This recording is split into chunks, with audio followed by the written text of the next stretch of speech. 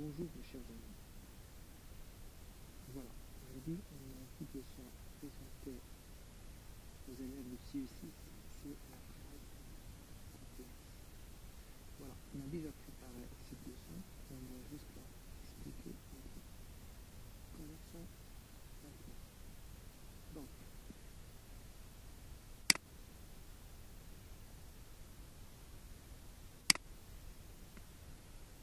voilà. Nous avons ce qu'on appelle la phrase complexe. Donc, la phrase complexe, la phrase. Déjà, une phrase, lorsqu'on dit une phrase, on parle de catégorie de la phrase. Ce sont les catégories de la phrase. Dans une phrase verbale, c'est-à-dire une phrase, non pardon, c'est une phrase non verbale, dans une phrase non verbale, c'est une phrase qui ne contient aucun verbe. C'est une phrase sans verbe. On n'utilise jamais un verbe dans cette phrase. On appelle une phrase non verbale. Nous avons une autre phrase qu'on appelle la phrase verbale, et cette fois-là,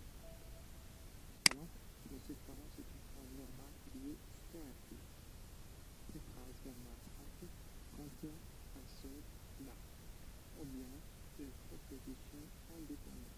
Une proposition indépendante aussi contient un seul verbe. La différence entre la phrase verbale simple et la proposition indépendante, c'est que dans la première phrase et la deuxième proposition, les deux ce sont des phrases bien sûr. Sauf que dans la première peut être un peu grande, une grande phrase, une longue phrase. Mais là, c'est une courte phrase. On l'appelle une proposition indépendante. Voilà. Nous avons ce qu'on appelle la phrase verbale complète, c'est-à-dire une phrase qui contient plusieurs verbes, autant de propositions que de verbes conjugués. Dans cette phrase verbale,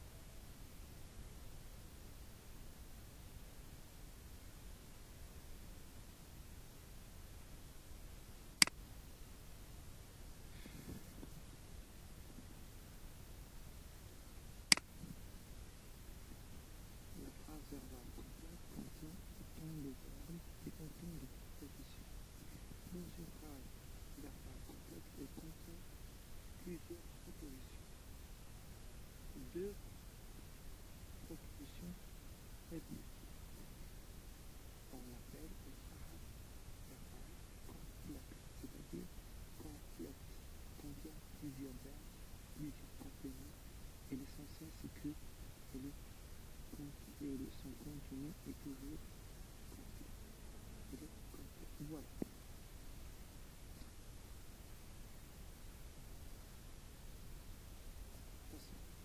Nous avons trois façons d'obtenir une phrase complexe.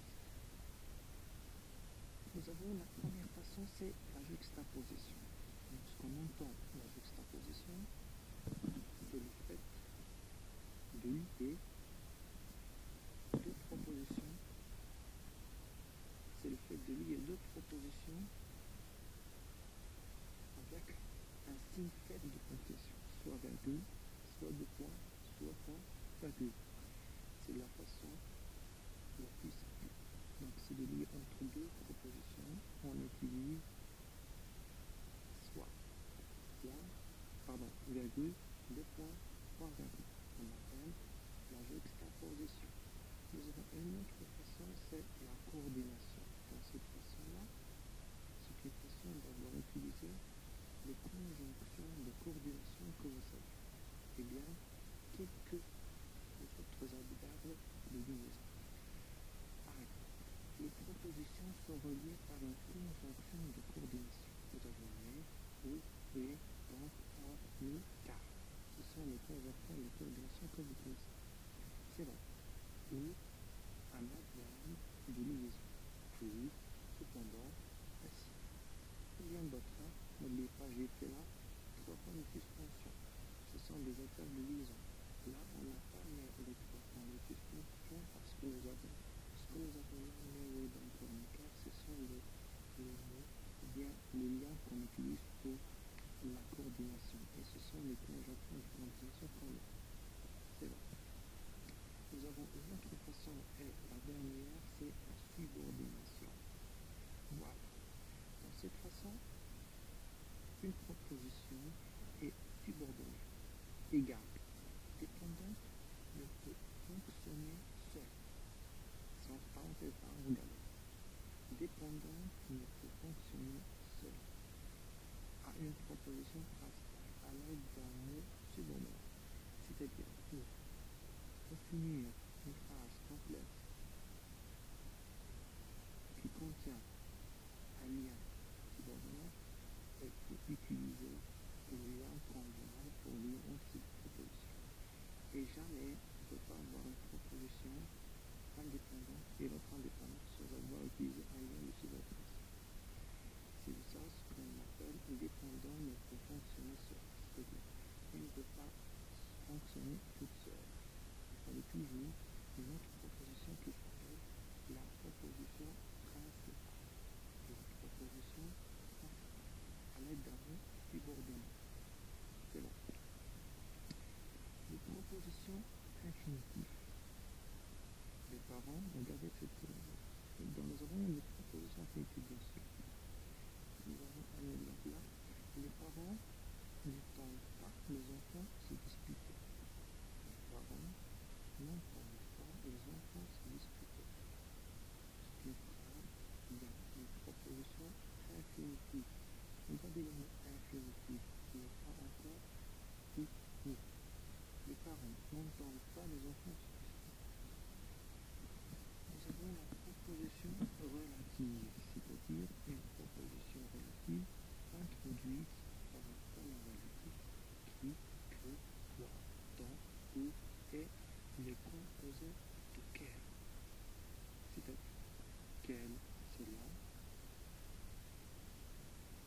ou bien quel féminin, quel masculin pluriel, quel féminin pluriel, ainsi de suite.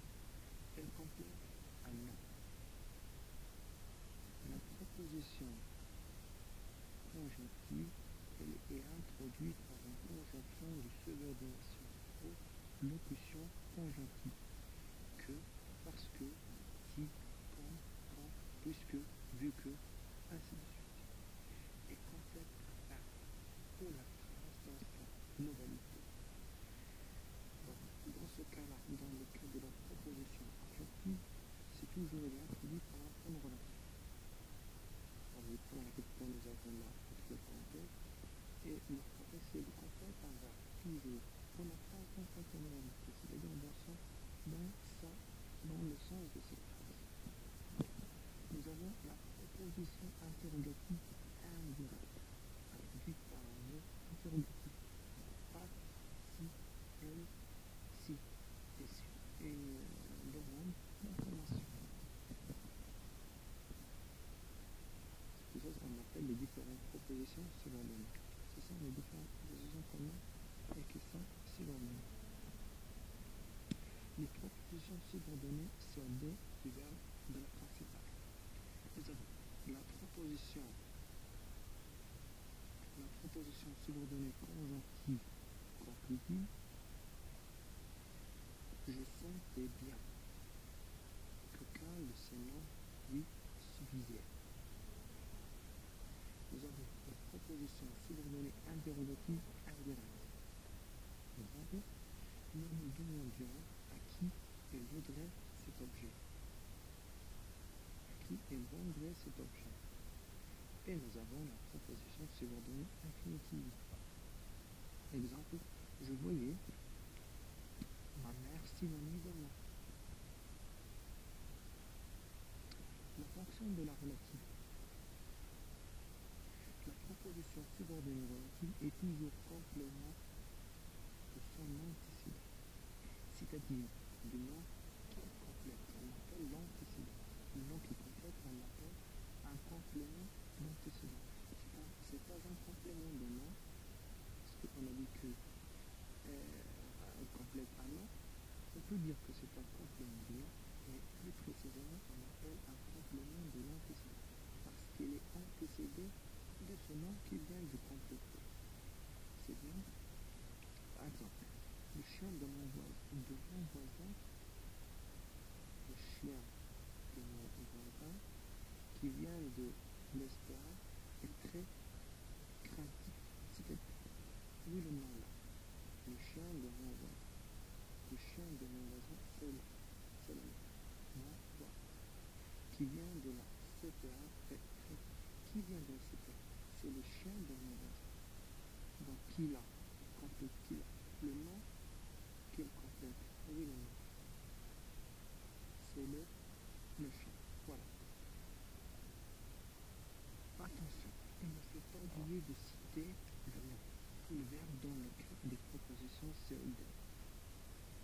Il ne faut jamais oublier de le citer. C'est tout pour cette leçon aujourd'hui. Espérons que vous avez bien compris la phrase complexe, les composants de la phrase complexe. Comme récapitulation, on peut dire que pour avoir, nous avons pas mal de phrases. Ce sont un langage passable, phrase verbale, phrase intervalle, des propositions indépendantes, des propositions subordonnées, des propositions juxtaposées, des propositions coordonnées, et tout ça en même temps. On trouve tout ça et on fait dans la classe complète. Merci pour votre attention. N'hésitez pas d'avoir abonné dans notre chaîne YouTube. Apprendre ensemble. Abonnez-vous et retrouvez tout ce que vous cherchez concernant les langues, les leçons du français de CE6, c'est-à-dire à la 6e année primaire. Merci pour votre écoute et à très bientôt.